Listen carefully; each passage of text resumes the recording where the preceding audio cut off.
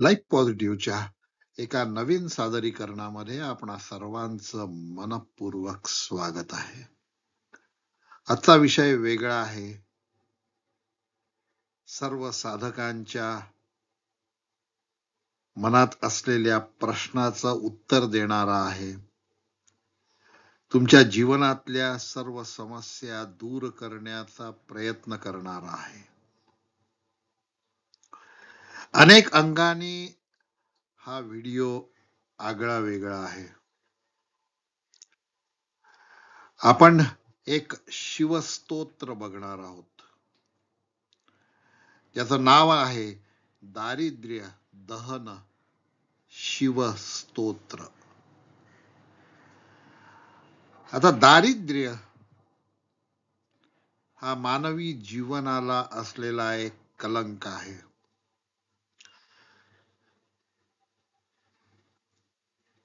अनेक कष्ट करूनही जीवनामध्ये लक्ष्मी स्थिर होत नाही. अनेक अडचणी समोर येतात. अनारोग्य, दारिद्र्य, अभाव, या सगळ्या गोष्टींवर मात करायचं असेल तर एक अत्यंत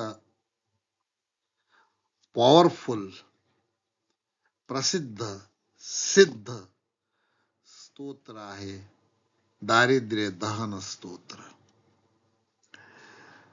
आता दारिद्र्याचं दहन, जसं आपण होलिका दहन करतो तसं दारिद्र्याचंही दहन करण्याची क्षमता शिवामध्ये आहे.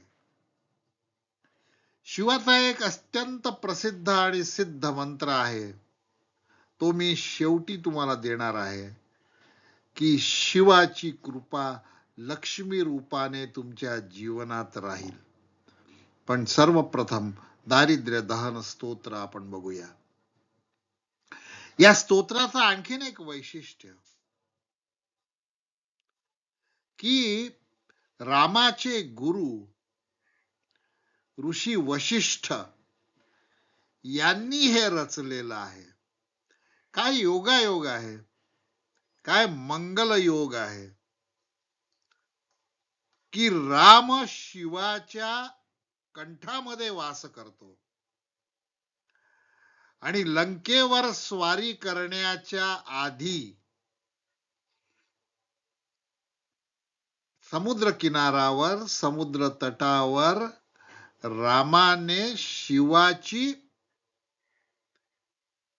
पूजा केली होती, शिवाचं पूजन केलं होतं, शिवाचे आशीर्वाद घेतले होते.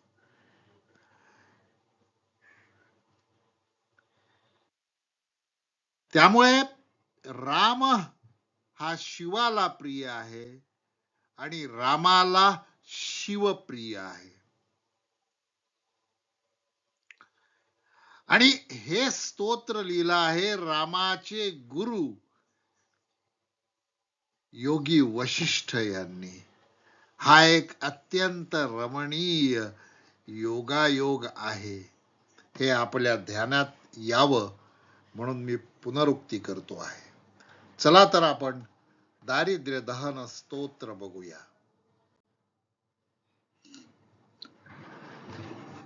हे अष्टक आहे. दारिद्र्य दहन स्तोत्र हे अष्टक आहे, म्हणजे 8 कडव्यांचं स्तोत्र आहे. आणि सगळ्यात शेवटी फलश्रुती दिलेली आहे. सर्व श्लोकांचे अर्थ खाली दिलेले आहेत. ते अर्थ वाचनामध्ये मी आपला बहुमूल्य वेळ दवडणार नाही. स्तोत्राचं वाचन करेल आणि थोडीशी टिप्पणी करेल. बघा, सिद्ध स्तोत्र बघा, आपल्या जीवनातला अभाव दूर करणार भावात्मक स्तोत्र. विश्वेश्वराय नरकार्णवतारणाय कणामृताय शशिशेखर धारणाय कर्पूर कांती धवलाय जटाधराय दारिद्र्य दुःख दहनाय नमः शिवाय. श्लोकाचं शेवटची जी ओळ आहे ते ध्रुपद आहे असं समजायला हरकत नाही, कारण प्रत्येक श्लोकामध्ये ती शेवटी येते आहे. आता काही बारकावे तुम्हाला मी या ठिकाणी सांगतो आहे, ते लक्षात घ्या. दारिद्र्य काय मागितलेलं आहे वशिष्ठांनी साधकांसाठी? दारिद्र्य दुःख दहनाय नमः शिवाय. दारिद्र्य, जीवनामध्ये दारिद्र्य आणि दुःख आहे, दुःखांची मालिका आहे, त्याचं दहन कर नमः शिवाय. आता या नमः शिवाय मध्ये आणखीन गंमत आहे. काही लोक म्हणतात ओम नमः शिवाय. आता ओम नमः शिवाय कोणी म्हणायचं? ज्यांना कोणचंही सांसारिक सुख नको आहे त्यांनी ओम नमः शिवाय या दशाक्षरी मंत्राचा जप करायचा आहे. तुम्ही म्हणाल की हा दशाक्षरी मंत्र कसा झाला? तर ओम मध्ये 5 आकार आहेत आणि नमः शिवाय मध्ये 5 आकार आहेत, म्हणून तो दशाक्षरी झाला. पण ज्यांना आपल्या जीवनामध्ये, संसारामध्ये, व्यवहारामध्ये अडचणी आहे त्यांनी नमः शिवाय या पंचाक्षरी मंत्राचा जप करावा. हा एक शेवटची ओळ मी तुम्हाला आधी स्पष्ट करून टाकली, कारण ती ओळ 8 कडव्यांमध्ये परत येणार आहे आपल्याला. आता बाकीचा अर्थ बघूया 3 ओळींचा. विश्वेश्वराय. कोण आहे शंकर? शमकर म्हणजे शंकर. शिव म्हणजे पवित्र. शिव तो जो शवावर बसतो, तो विश्वेश्वर आहे, या संपूर्ण विश्वाचा ईश्वर आहे. आणि तो काय करतो? त्याचं काम काय आहे? या इहलोकामध्ये जो संसार सागर पार करताना लोकांच्या नाकातोंडात पाणी जातं, धाप लागते, हा नरकरूपी अर्णव तारण करण्यासाठी जो मदत करतो तो विश्वेश्वर.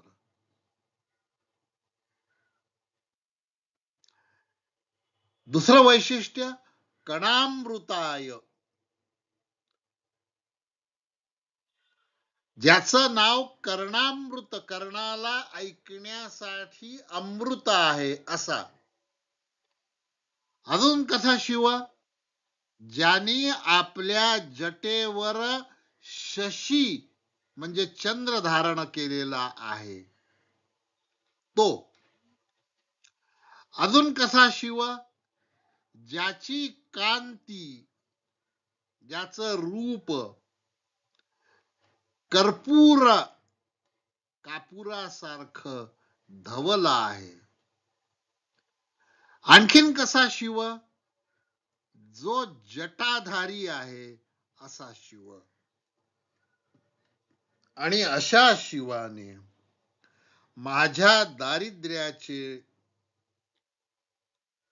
दहन करावे, दारिद्र्य आणि दुःख नष्ट करावे, मी त्यांना सादर वंदन करतो आहे.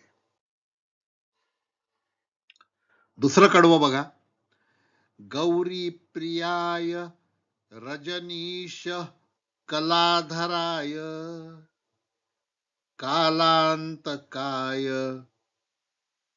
भुजगाधी पंककणाय गंगाधराय गजराज विमर्दनाय दारिद्र्य दुःख दहनाय नमः शिवाय. शेवटच्या ओळीवर मी आधीच भाष्य केलेलं आहे, पुन्हा मी आपला वेळ घेणार नाही. माता गौरी ज्याची प्रिय आहे असा, जो रजनी म्हणजे रात्र चा जो ईश्वर आहे तो चंद्र, आणि त्या चंद्राची कला ज्याने आपल्या मुकुटावर धारण केलेली आहे, कालांतकाय काळाचा अंत असणारा, यमालाही नियंत्रणात ठेवणारा, आणि ज्यांनी भुजंग ला कंकणा स्वरूपामध्ये हातात धारण केलेला आहे, नागाला, नागलोकाचा स्वामी त्रिभुवनेश्वर तो शंकर. तो कसा आहे? गंगाधराय, आपल्या जटेवर त्यांनी स्वर्गातून आणलेली गंगेला स्थान दिलेलं आहे, जी पवित्र गंगा आहे, जे पापनाशिनी गंगा ज्याच्या जटांमध्ये वास करते, आणि ज्यांनी गजराजाचं मर्दन केलेलं आहे,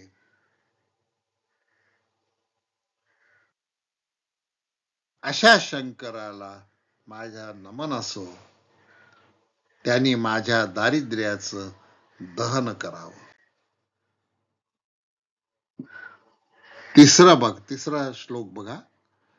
भक्ती प्रियाय भवरोग भयापहाय उग्राय दुर्ग भव सागर तारणाय ज्योतिर्मयाय गुणनाम सुनृत्यकाय दारिद्र्य दुःख दहनाय नमः शिवाय. भक्तांचा प्रिय आणि ज्याला भक्त प्रिय आहे असा तो शंकर, जो भवसागराचे सगळे कष्ट संकट दूर करतो, रोग भय दूर करतो, तो शंकर. जो संहार करण्याच्या वेळेला उग्र रूप धारण करतो, आणि जीवन सागर, संसार रूपी जीवन सागर जो दुर्गम आहे तो सुगमपणे पार करण्यास मदत करतो, तो शंकर. जो ज्योतिर्मय आहे, जो प्रकाश स्वरूप आहे, जो आपल्या गुणाप्रमाणे नामाप्रमाणे नृत्य करतो, असा शंकर माझं दारिद्र्य हरण करो.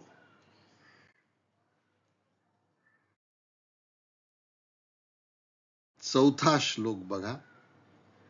चर्मांबराय शवभस्म विलेपनाय भाले क्षणाय मणिकुंडल मंडिताय मंजीर पादयुगलाय जटाधराय दारिद्र्य दुःख दहनाय नमः शिवाय. ज्यांनी व्याघ्राचं चर्म धारण केलेलं आहे, वाघ्याचं कातड ज्यांनी धारण केलेलं आहे, जो आपल्या अंगावर शवांचं भस्म धारण करतो, भस्म लावतो, नव्हे त्या शवांना मुक्ती मिळावी म्हणून त्यांच्या कंकालावर बसून जो ध्यान करतो तो शिव. म्हणजे किती भक्तांवर प्रेम आहे की तो शवातही असतो आणि शव द्यावेला दहन होत, त्याची राख तो शरीरावर धारण करतो आणि उरलेल्या ज्या कवट्या आहेत, जे हाडाचे भाग आहेत, जे अग्नी दहन करू शकत नाही, त्या भागांवर तो बसतो, आसनस्थ होतो आणि तो आपली तपश्चर्या करतो. कशासाठी करतो? की या दुर्दैवी जीवांना मुक्ती मिळावी म्हणून तो तपश्चर्या करतो. एवढा भक्त वत्सल देव तुम्ही कधी पाहिला आहे का? आणि त्याच्या पदयुगलामध्ये नुपूर आहे, कारण तो नृत्य करतो म्हणून त्याच्या पायात नुपूर आहे. आणि ज्याच्या मस्तकावर जटा आहेत, ज्याचे केस जटेमध्ये परावर्तित झालेले आहेत, असा तो शंकर. त्यांनी माझ दारिद्र्य दुःख दहन करावं, मी त्यांना शरण आहे. 5वा श्लोक बघा आणि वशिष्ठांचं वैशिष्ट्य बघा. 5व्या श्लोकामध्ये पंचानन हा शब्द पहिल्यांदा आलेला आहे. हे योगायोगाने जमणार नाही आहे, लक्षात घ्या. यौगिक सामर्थ्याने जमणार ही गोष्ट आहे. पंचाननाय फणिराज विभूषणाय हेमांशुकाय भुवनत्रय मंडिताय आनंद भूमि वरदाय तमोमयाय दारिद्र्य दुःख दहनाय नमः शिवाय. असा शंकर जो पंचमुखी नागाने अलंकृत आहे. पंचमुखी नागाने ज्याच्या मस्तकावर फणा धरलेला आहे, त्याची कांती कशी आहे, त्याचा प्रकाश कसा आहे त्या शंकराचा? हेम म्हणजे सुवर्ण. सुवर्णातून जशी प्रभा फाकते, जसं तेज पसरत, तशी ज्याची प्रभा आहे.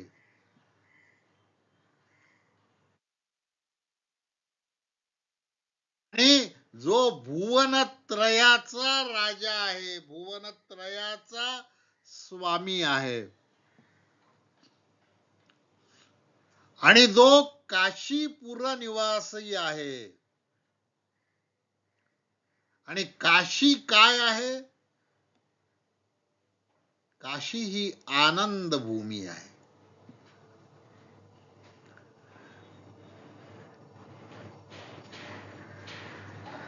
तमोमयाय, ज्याने तमोगुणाचा स्वीकार केलेला आहे, अशा शंकराने माझ्या दारिद्र्याचं हरण करावं, मी त्यांच्याशी नतमस्तक होतो आहे. 6वं कडवं बघा.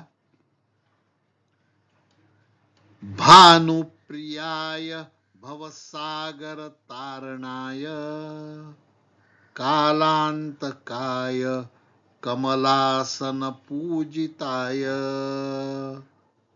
नेत्रत्रयाय शुभ लक्षण लक्षिताय दारिद्र्य दुःख दहनाय नमः शिवाय. कसा शंकर? जो भानू म्हणजे सूर्याला प्रिय आहे. कसा शंकर? जो भवसागर तारण करण्यासाठी साधकांना मदत करतो, असा शंकर. शंकर कसा? कालांतक आहे, तो काळाचाही अंत आहे. शंकर कसा? की ब्रह्मदेव कमलासन पूजिताय, ब्रह्मदेव ज्याची पूजा करतात असा शंकर. शंकर कसा? ज्याला त्रिनेत्र आहे असा शंकर. शंकर कसा?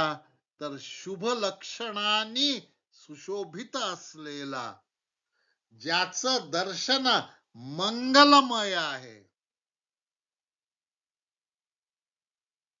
जरी तो स्मशानवासिनी असला तरी तो अमंगल नाही. अशा मंगलकारक मंगल रूप शंकराने माझं दारिद्र्य हरण करावं. 7वा श्लोक बघा. रामप्रियाय रघुनाथ वरप्रदाय नागप्रियाय नरकार्ण अवतरणाय पुण्येषु पुण्यभरिताय सुरार्चिताय दारिद्र्य दुःख दहनाय नमः शिवाय.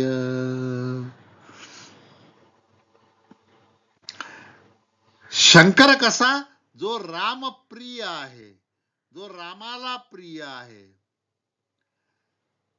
शंकर कसा? ज्यांनी रघुनाथाला वरप्रदान केला असा शंकर.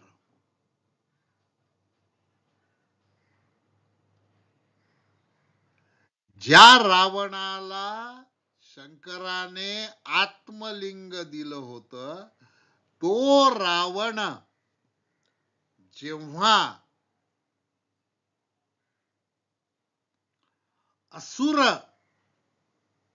पद्धतीने वागायला लागला, भक्ताच्या सर्व मर्यादा सोडून वागायला लागला, त्याचा विमोड करण्यासाठी शंकराने रघुनंदनाला वरप्रदान केलेला आहे, लक्षात घ्या.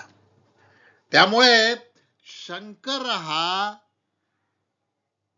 धर्म पालन करणाऱ्या, सत्य पालन करणाऱ्या, सदाचाराने वागणाऱ्या साधकांना वरप्रदान करतो.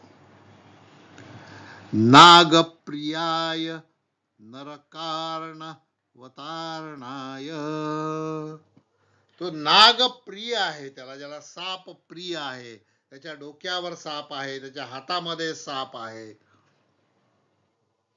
नागलोकाला ज्याचं वरदान आहे आणि जो नरकापासून आपलं रक्षण करतो, जो पुण्यात्मांमध्ये सर्वात पुण्य असा देव आहे, ज्याचं गुणगान, ज्याचं पूजन सर्व सुर करतात, असुरही करतात, अशा शंकराला माझं नमन असो. त्यांनी माझं दारिद्र्य आणि दुःख हरण करावं. 8वं कडवं आहे. मी तुम्हाला सांगितलं होतं की हे अष्टक आहे, शेवटचं कडवं आहे, शेवटचा श्लोक आहे. मुक्तेश्वराय फलदाय गणेश्वराय गीतप्रियाय वृषभेश्वर वाहनाय मातंग चर्म वसनाय महेश्वराय दारिद्र्य दुःख दहनाय नमः शिवाय. सर्व प्रकारच्या बंधनापासून जो मुक्त आहे, मुक्तांचा ईश्वर आहे आणि तो स्वतः मुक्त आहे, आणि मुक्तीचा फलदाता तो आहे.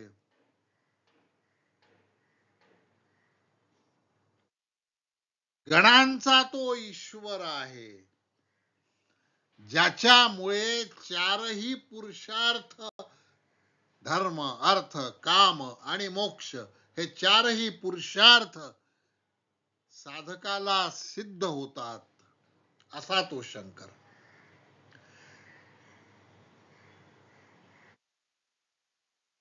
ज्याला नृत्य आवडतं त्याबरोबर त्याला गीतही आवडतं.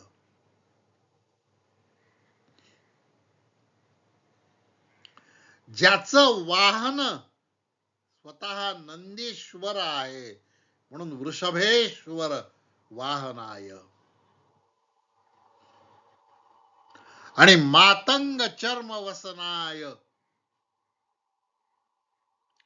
पशूंचे चर्म जो धारण करतो आणि तरी तो महान ईश्वर आहे, महेश्वर आहे, त्याला माझं मनपूर्वक वंदन आहे, साष्टांग दंडवत आहे. त्यांनी मला त्याच्या छत्रछायेखाली घ्यावं आणि माझं दारिद्र्य दुःख दहन करावं, त्यातून काहीही शिल्लक राहू नये, अशी प्रार्थना वसिष्ठ मुनी भक्तांच्या वतीने शंकराकडे करत आहेत. 9वं कडवं आहे ते फलश्रुतीचं कडवं आहे.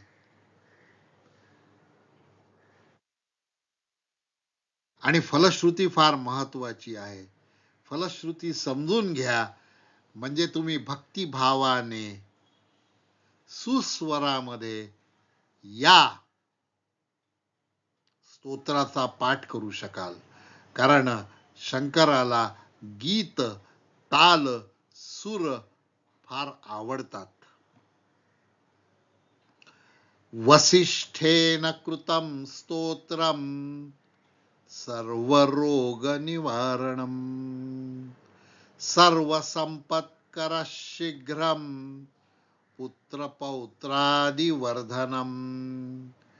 त्रिसंध्या पठे नित्यम सही स्वर्गमाप्नुयात इति वसिष्ठ विरचितम दारिद्र्य दहन शिवस्तोत्रम संपूर्णम. हे स्तोत्र वशिष्ठांनी रचलेलं आहे.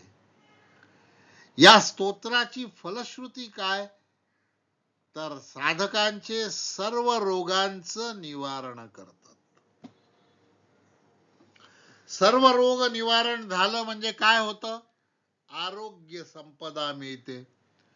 आरोग्य संपदा मिळाली म्हणजे धनसंपदेचा मार्ग प्रशस्त होतो. आणि म्हणून दुसऱ्या ओळीमध्ये योगी वशिष्ठ असं सांगतात, सर्व संपत कर. या स्तोत्राचा पाठ सर्व प्रकारची संपत्ती देणारा आहे. सर्व चल अचल सगळ्या प्रकारची, स्थावर जंगम. आणि ते कशी मिळते ती संपत्ती, शीघ्रम लवकर मिळते. अजून तिसरा काय आहे, फलश्रुती आहे, साधकाचे पुत्र आणि पौत्र प्रपौत्र यांचा विकास होतो, त्यांचं वर्धन होतं. हे स्तोत्र कसं म्हणायचं, सुस्वरामध्ये म्हणा, पूजेच्या वेळेला म्हणा, एकदा म्हणा, दोनदा म्हणा. आणि जर कैलास लोक प्राप्ती पाहिजे असेल तर त्रिसंध्या, सकाळी, प्रातःकाली, माध्यान्नी आणि संध्याकाळी, या 3 संध्या आहेत. या 3 संध्यांना आता लक्षात घ्या, नित्यम नियमितता असायला पाहिजे. साधनेमध्ये नियमितता असायला हवी, तरच फलप्राप्ती होते. सही स्वर्गमाप्नुयात इति वसिष्ठ विरचितम दारिद्र्य दहन शिवस्तोत्रम संपूर्णम. ओम शांति शांति शांति.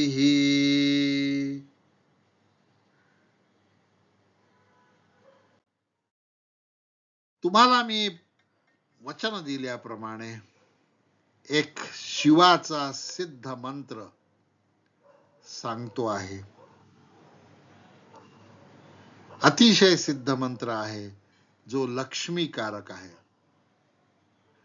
ओम ह्रीं हरवीराय, ओम क्लीं हरवीराय भूशंकर शंकर लक्ष्मी कुरकुरु स्वाहा. ओम क्लीं हरवीराय भूशंकर शंकर लक्ष्मी कुरकुरु स्वाहा. ओम क्लीं हरवीराय भूशंकर शंकर लक्ष्मी कुरकुरु स्वाहा. हा व्हिडिओ तुम्हाला कसा वाटला ते कॉमेंट मध्ये नक्की कळवा. आपले जीवन मंगलमय हो अशी शिवचरणी प्रार्थना करतो आणि आपली रजा घेतो. धन्यवाद.